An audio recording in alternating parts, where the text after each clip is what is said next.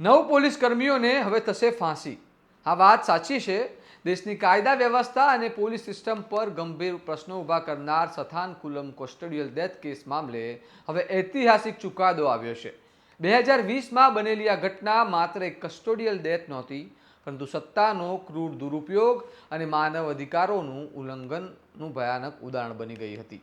આ કેસ આખા દેશને હચમચાવી દેનારી હતી, જે માટે લોકો રસ્તા પર ઉતર્યા, સોશિયલ મીડિયાથી લઈને સંસદ સુધી આ મુદ્દો ગુંજ્યો અને હવે વર્ષો પછી ન્યાયાલયે એવો ચુકાદો આપ્યો છે જે ભવિષ્ય માટે ઉદાહરણરૂપ બની રહેશે। આ મામલા વિશે વિગતે વાત કરીએ આ અહેવાલમાં। નમસ્કાર, હું છું ચિરાગ વર્ષાબેન, આપ જોઈ રહ્યા છો સ્વમાન। તમિલનાડુના સથાનકુલમ વિસ્તારમાં પિતા પુત્રને લોકડાઉનના નિયમનું ભંગના આરોપમાં પોલીસ દ્વારા કસ્ટડીમાં લેવામાં આવ્યા હતા અને 19 જૂન 2020ના રોજ પી જયરાજ અને તેમના પુત્ર જે બેનિક્સને સથાનકુલમ પોલીસ સ્ટેશનના અધિકારીઓ દ્વારા ગેરકાયદેસર રીતે કસ્ટડીમાં લેવા હોવાનું સામે આવ્યું હતું, પરંતુ ત્યારબાદ જે બન્યું તે કાયદાની હદોને પાર કરનારું હતું। આ કસ્ટડી દરમિયાન પિતા પુત્ર પર ભારે શારીરિક અત્યાચાર કરવામાં આવ્યો હતો અને 19 અને 20 જૂનની મધ્યરાત્રિ દરમિયાન તેમને નિર્દયતાથી મારવામાં આવ્યો અને ત્રાસ આપવામાં આવ્યો। બેનિક્સનું 22 જૂને તેમની ઈજાઓના કારણે મોત નીપજ્યું, જ્યારે જયરાજનું 23 જૂનના રોજ અવસાન થયું। આ ઘટનાએ સમગ્ર દેશને ઝંઝોડી નાખ્યો હતો અને પોલીસ તંત્ર પર ગંભીર આક્ષેપો થયા હતા। આ કેસને ગંભીરતાને ધ્યાનમાં રાખીને તમિલનાડુ સરકાર દ્વારા તપાસ સીબીઆઈને સોંપવામાં આવી અને સીબીઆઈએ 90 દિવસની અંદર 9 આરોપીઓ સામે ચાર્જશીટ દાખલ કરી હતી।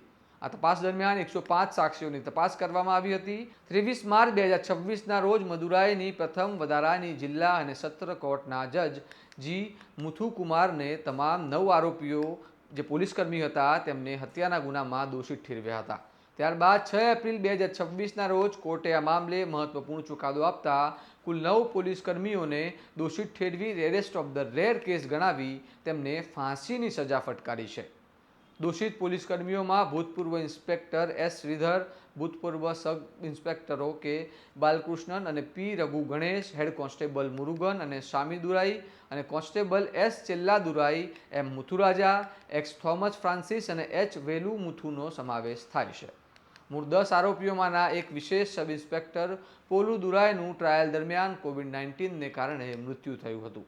કોર્ટે પોતાના ચુકાદામાં સ્પષ્ટ જણાવ્યું કે કાયદાનું રક્ષણ કરનાર જ જો કાયદાનો ભંગ કરે તો તે સમાજ માટે સૌથી મોટો ખતરો બની શકે છે અને આવી ઘટનાઓમાં કડકમાં કડક સજા જ યોગ્ય ઉપાય છે। કોર્ટે નોંધ્યું કે case rarest of the rare કેટેગરીમાં આવે છે। સાથે જ કોર્ટે દોષિતો પર 1.40 કરોડનો દંડ પણ ફટકાર્યો છે, જે પીડિત પરિવારને વળતર તરીકે ચૂકવવામાં આવશે।